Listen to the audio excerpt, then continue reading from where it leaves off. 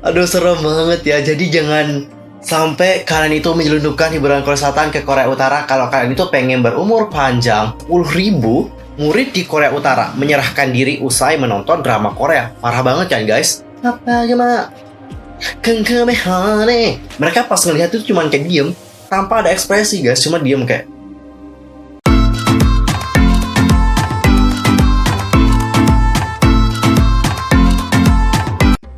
Hai guys, I'm Mr. Kim, welcome back to my YouTube channel. Nah gimana sih kabarnya hari ini? Baik-baik aja dong ya. Dan buat kalian yang gak lagi baik-baik aja, pokoknya tetap semangat ya guys, don't give up. Nah untuk hari ini aku akan ngajakin kalian semua untuk ngegibahin tentang apa yang dikatakan oleh Kim Jong Un baru-baru ini, yang menyebutkan bahwa K-pop itu merupakan kanker ganas. Wah kok bisa gitu ya? But wait, sebelum kita bahas bersama-sama, pasti dulu dong untuk tekan yuk tombol subscribe-nya, bunyiin juga loncengnya, dan jangan lupa juga buat like, comment, and share juga dong. Tanpa basa-basi lagi, langsung aja yuk guys kita bahas bersama-sama.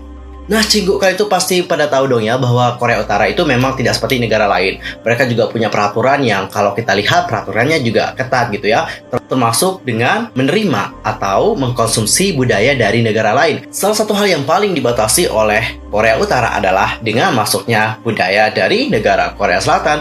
Terutama kalau kita melihat bagaimana sejarah di antara kedua negara tersebut, nggak heran kalau memang untuk masuknya budaya dari negara Korea Selatan itu emang benar-benar kayak dibatasin banget sih guys. Termasuk dengan apa yang terjadi baru-baru ini. Kalian tahu nggak sih guys, bahwa Kim Jong Un itu telah membuat keputusan yang benar-benar kontroversial banget. Jadi keputusan yang telah dibuat oleh Kim Jong Un adalah membatasi budaya Korea Selatan di negaranya. Tak main-main, bahkan pemimpin Korea Utara itu juga mengatakan bahwa K-pop itu merupakan kanker ganas. Jadi, kanker ganas ini akan merusak generasi bangsanya. Waduh, K-pop itu kanker ganas ya guys. Oh my god. Dan bersama dengan keputusan itu, pemerintah Korea Utara juga menyatakan nih guys, bahwa mereka akan memerangi budaya dari Korea Selatan dari kehidupan masyarakatnya nih guys. Budaya yang dimaksud adalah film Korea Selatan dan juga K-drama serta musik video untuk K-pop. Meski demikian, ini bukan pertama kalinya Kim Jong Un mengeluarkan perintah untuk menekan invasi budaya Korea Selatan dan menghilangkan sumber hiburan dari negara tetangganya. Pada Desember tahun lalu, ia juga merumuskan undang-undang baru menghukum rakyat yang kedapatan menyimpan atau menikmati hiburan dari Korea Selatan. Barang siapa yang melanggar peraturan tersebut dapat dijatuhi hukuman selama 5 hingga 15 tahun pengasingan di kamp kerja paksa. Kemudian, kalau ada yang berbicara, menulis, atau menyanyi dengan gaya Korea Selatan, itu akan dihukum 2 tahun kerja paksa. Hukuman yang paling mengerikan adalah hukuman mati guys. Dan hukuman mati ini akan diberikan kepada penyelundup hiburan Korea Selatan. Aduh serem banget ya, jadi jangan sampai kalian itu menyelundupkan hiburan Korea Selatan ke Korea Utara kalau kalian itu pengen berumur panjang. Dan pernyataan Kim Jong Un bukanlah tanpa alasan, ia tidak ingin persendian sosialis di negerinya melemah nih guys. Sebagai pemimpin, ia berpendapat bahwa dengan masuknya budaya K-pop akan membawa serta paham kapitalis ke dalam negaranya dan melemahkan kendalinya terhadap kaum muda. Media Korea Utara juga turut memperingatkan bahwa jika hal ini dibiarkan, maka negara akan hancur bagai tembok lembab. Kebijakan menunda wajib militer bagi pekerja seni hingga berusia 30 tahun yang disebut sebagai hukum BTS di Korea Selatan juga menjadi sorotan negara tetangga. Dengan berlakunya kebijakan tersebut, Korea Selatan dianggap membawa pengaruh buruk bagi para pemuda Korea Utara. Bagi Kim Jong Un, invasi budaya dari Korea Selatan telah melampaui batas toleransinya.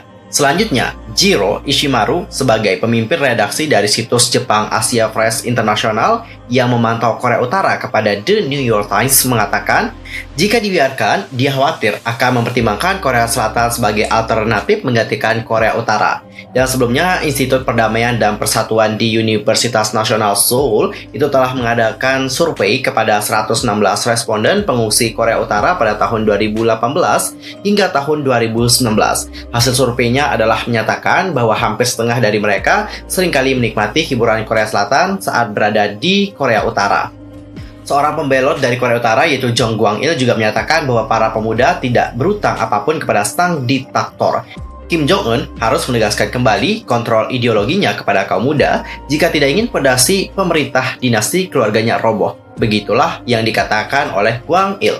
Dan kalian tahu gak guys, sebelumnya itu ada berita yang menyebutkan 10.000 murid di Korea Utara menyerahkan diri usai menonton drama Korea. Parah banget kan guys? Jadi menurut sumber setempat, ada sekitar 10.000 murid itu telah menyerahkan diri karena telah menonton konten yang dilarang. Sekitar 5.000 pemutar DVD juga diserahkan, banyak banget sih. Dan konten terlarang yang maksud adalah konten oleh Korea Selatan, ataupun melihat dan juga ada buku dari Korea Selatan. Nah, jika kedapatan tertangkap penonton melihat konten itu, hukumannya sampai 15 tahun gitu loh guys, di camp tadi diasingkan gitu. Jadi kalau kalian itu mau mendapatkan hukuman yang lebih ringan, ya udahlah sih, jalan satu-satunya adalah menyerahkan diri ke pusat keamanan masyarakat ataupun kantor polisi. Kalau kalian kedapatan nih pas saat digerebek, waduh hukumannya itu parah banget loh guys. Dan Cinggu, untuk informasi aja nih, penting banget informasinya. Sebelumnya itu udah ada yang namanya diplomasi K-pop antara Korea Utara dan juga Korea Selatan. Dan dalam diplomasi K-pop itu sudah dijadwalkan beberapa musisi papan atas dari Korea yang hadir untuk menghibur para warga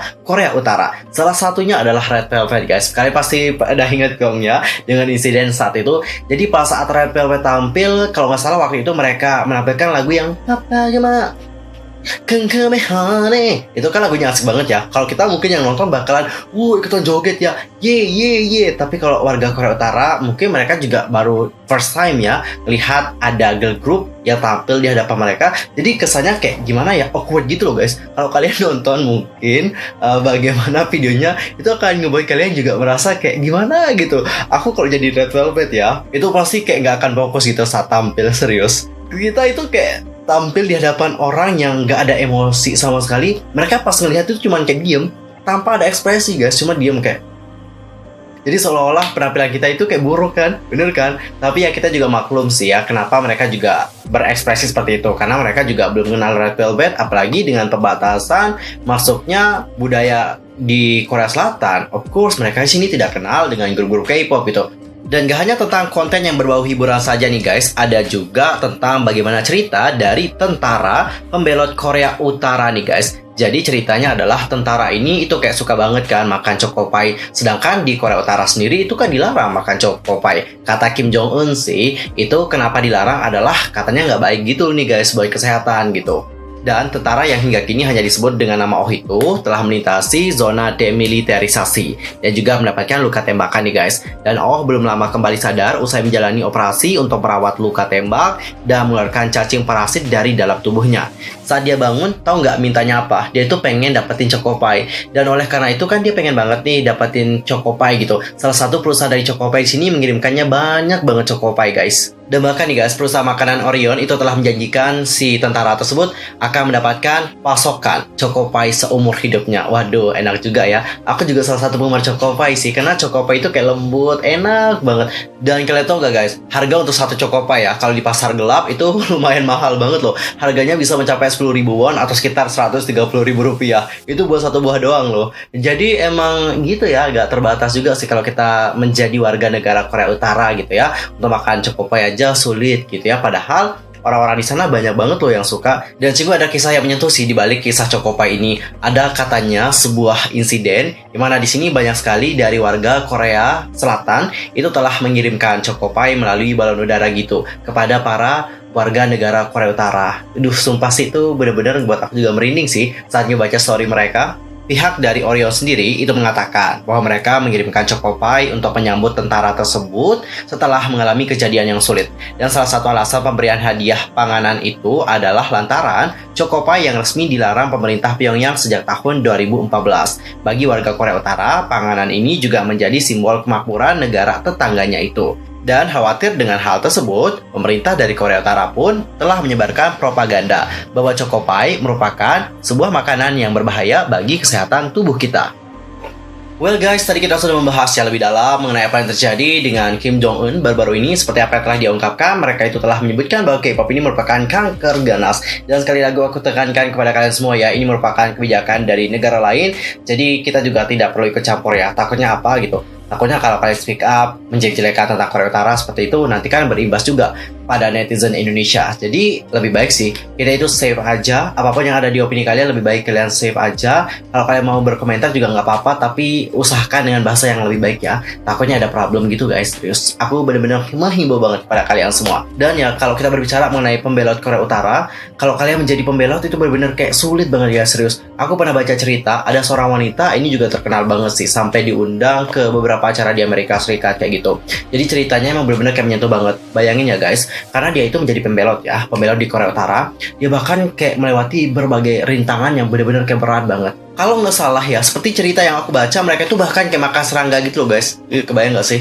Dan habis itu, selama perjalanan mereka tuh bahkan kayak diperkosa gitu guys sama orang gitu. Anak dan ibu loh yang diperkosa ini. Pokoknya ya guys, untuk membelot dari Korea Utara itu emang bener-bener kayak sulit banget. Apalagi kalau untuk seorang cewek gitu, emang bener-bener sulit banget gitu. Oke, Cinggu, sekian aja untuk hari ini. Aku mohon maaf kalau ada salah, baik dalam ucapan, sikap, tindakan, dan sebagainya. I'm so sorry banget. Dan mungkin ada kesalahan informasi, silahkan koreksi aku dengan cara komen di bawah. See you next time di video berikutnya. Thanks for watching. Annyeong. Gamsahamnida. Goodbye.